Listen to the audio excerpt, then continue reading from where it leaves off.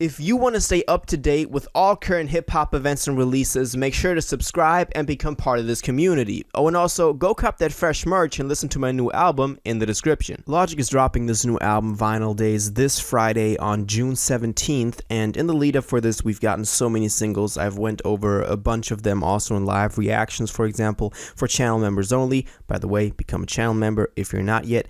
And there's just a lot of stuff that I've kind of picked up on over the months and weeks that we've been talking about Vinyl Days that are grounded by real information from him that he's given us, but also just, fan theories and all of that. So today I wanted to give my own thoughts on what we can expect from this album. Now, I've dropped another video talking about what we can all expect from this, but that aside, today just really subjective, really just my own personal thoughts and expectations and hopes for this album. So let's jump straight into this. So Vinyl Days, just to put it into context, is the record that is allowing Logic to leave his deal with Def Jam, where it's still, one album under it. He dropped Bobby Tarantino 3 last summer, which was really not good, but that was the one mixtape he still had left to complete his contract, and he still got one album, which is Vinyl Days.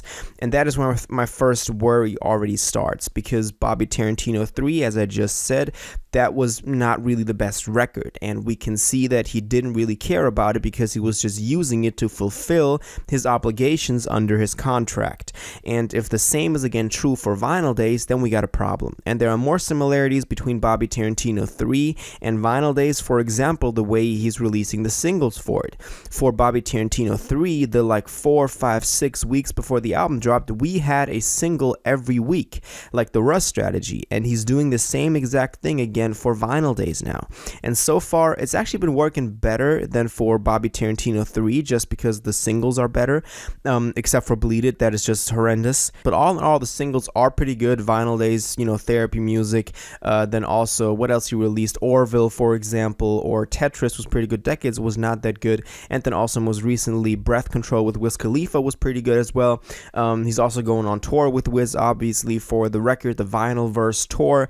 So he's doing this whole thing bigger than Bobby Tarantino 3 because there was no tour for that, and just a general perception of this being an album and not just a mixtape that may relieve some of the worries that I have, but still, that is still very prevalent in my head when it comes to the similarities between the two and the whole context behind it, with just getting out of a deal, just using it as a means to an end and not an end itself, to get a little philosophical in here. Now, let's also talk about what we've heard in the singles, because obviously we've gotten a couple of them, and so far I'm actually pretty happy with it. It's a back to the roots, kind of what the whole Vinyl Days theme is all about, taking it back to the quote-unquote Vinyl Days when, hip-hop was still in the 90s, the golden age, where people were just rapping over these boom-bap beats and the focus was still on the bars and the actual craft of writing and, writing raps, and not just about picking the next, hot beat and hopping on the next wave and all of that, which kind of, became the main thing in hip-hop over the last 10 years maybe. But I do like that. I do like that Logic is going back and refining his craft, showing love to hip-hop itself, to the culture, to the genre itself. There's something he's always done, but I'm just glad that he's reverting back to this after, for example, Confessions of a Dangerous Mind. Now, No Pressure was already great at that, so I hope that this is like an extension of No Pressure in like the same way that he's approaching these songs, not having like the typical song structure. For example, on No Pressure, we infamously had only 5 hooks. The rest of the record was just raps all throughout, and I love that.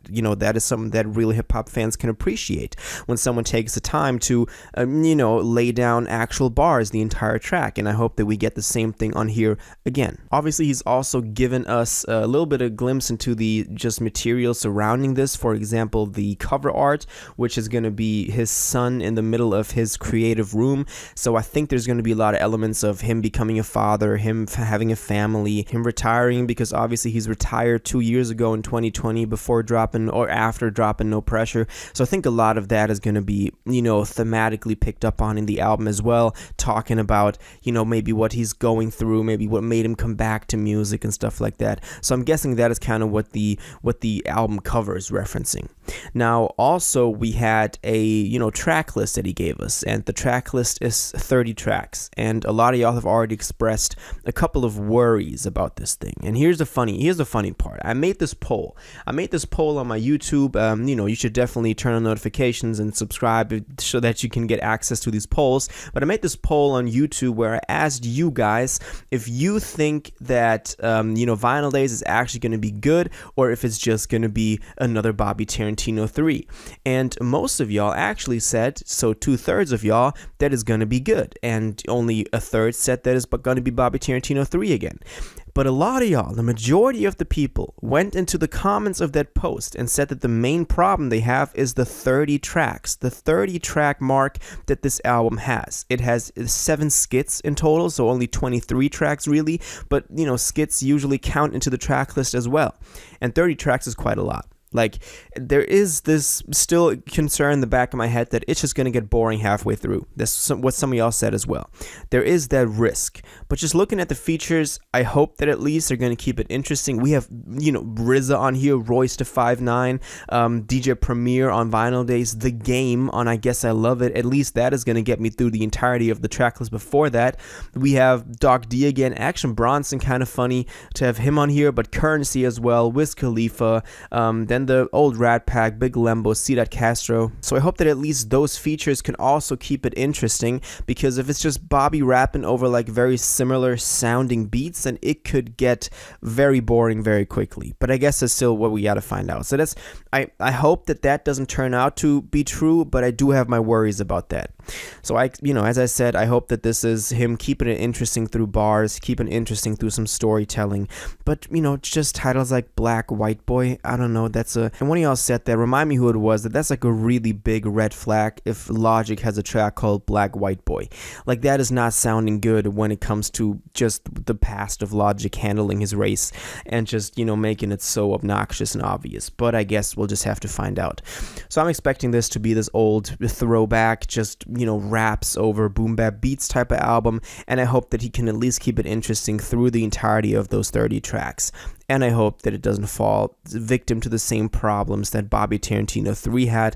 But I do have my hopes for this, as it's not just a mixtape, it's an album. He's been working for this for a longer time than just Bobby Tarantino 3, because that was like done in like a week or two, and he's going on tour with this. So I hope that at least all of that combined can contribute to this not turning out the same way that Bobby Tarantino 3 did. But I guess we'll find out on Friday. Mark your calendars. So after I've talked about all this, now I want to know what you think about this. Are you excited for Vinyl Days? What do you think about the length of the track list? What do you think about the titles of the track list, about the features? What are your expectations? What are your hopes? What are your thoughts on this? Your theories of what this could be like? Is it going to be another Bobby Tarantino 3? Is it going to be a great comeback for him? A retribution for what he's dropped in the past? All of your thoughts on this, please let me know in the comments down below. If you watched this video to the end and liked it, and you want to stay up to date with all current hip-hop events and releases, make sure to subscribe, turn on notifications, hit that like button, and go follow my social media, and most importantly, join my Discord in the description. Until the next one, you'll have an incredible day, and y'all take care.